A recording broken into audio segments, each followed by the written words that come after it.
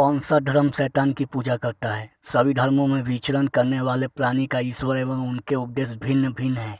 इतने सारे ईश्वर कैसे एक ही प्रकार के दिखने वाले मनुष्य का रचना कर सकता है? इनमें कोई तो झूठ बोल रहा है। इनमें से शैतानी धर्म कौन सा है? जिन धर्मों में शैतान का जिक्र है वही एकमात्र शैतानी धर्म है। इनमें से प्रमुख तीन धर्म शैतान की पूजा ईश्वर कहकर करता है: यहूदी धर्म, ईसाई धर्म और इस्लाम धर्म।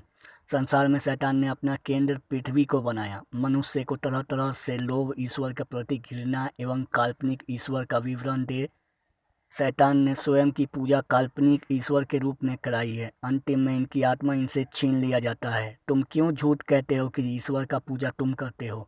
क्यों तुम्हें ईश्वर द्रोही बनाया गया?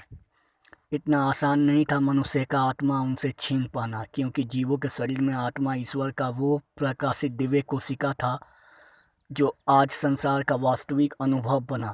काल्पनिक ईश्वर का विवरण दे शैतान ने स्वयं की पूजा कराई है। अंतिम में इनकी आत्मा इनसे छीन लिया जाता है। एक भूल हमारे भगवान विष्णु से हुआ, जिनके कारण छिपकली का विकसित रूप मानव यहोवा ईश्वर बनकर भी उसने भगवान विष्णु से विद्रोह किया। एक भूल हमारे ब्रह्मा से भी हुआ, जिन्होंने परम विष्णु लोक के सातवें पृथ्वी से पक्षी का विकसित रूप मानव इब्राहिम शेरवी को संगीत सुनने हेतु स्वर्गलोक लाया गया। विद्रोहवश वो भी इसी पृथ्वी पर उतरकर ईश्वर दूत कहलाया। अहंकार में तृप्त ऋषि दुर्वासा ने अपमान को स्वर्गलोक में झेलते हुए असहनशीलता में ईसा मसीह रूप में जन्म ग्रहण किया। जिन देवियों ने ऋषि दुर्वासा का विद्रोह किया उसका प्रतिशोध उनके वंशाधर से लिया। ईसा मसीह को मानकर अपना आत्मा नष्ट कर रहा।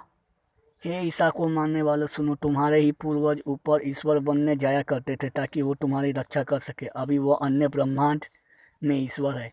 एक माता जब संतान को जन्म देती है तब वो उसे अच्छी शिक्षा देती है, और माता पिता हमेशा यही चाहते हैं कि मेरे संतान को किसी प्रकार से कष्ट ना हो। वह हर छोटे छोटे वस्तुओं का ख्याल रखते हैं ताकि उनके पुत्र को कोई नुकसान ना पहुँचे।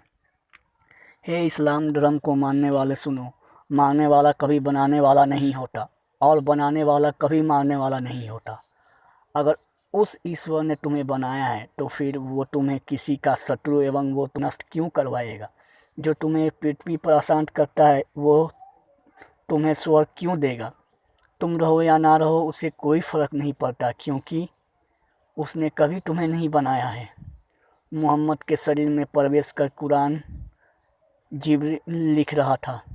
एक गुफा में शैतान का मूर्ति था। मोहम्मद ने दिव्य शक्ति पाने के लिए ब्रह्मा की तपस्या 4 दिनों तक की। ना ब्रह्मा प्रकट हुआ, ना उसे दिव्य शक्तियाँ प्राप्त हुआ। 16 स्त्रियों को बलि देने के बाद उस शैतान की मूर्ति से जिब्रील प्रकट हुआ। हे इस्लाम जगत, सुनो, ना कहीं 7वां आसमान है, ना इस नाम का कोई ईश्वर है। इस सूर्य के ऊपर एक और सूर्य है, उसके ऊपर भी एक विशालकाय अर्धमान सूरज है। उसके ऊपर आकाश में 12 सूर्य में ग्रहण लगा है। आकाश के ऊपर तक केवल 4 परत है। आकाश एक ही है पर परत चढ़ा है। अनंत कोटि ब्रह्मांड में पृथ्वियों का अपना अपना आकाश है, और 7वां आकाश काम वासना के में उच्चलित होता है। जहे विराज अतृप्त काम चरम सुख व्योम सात।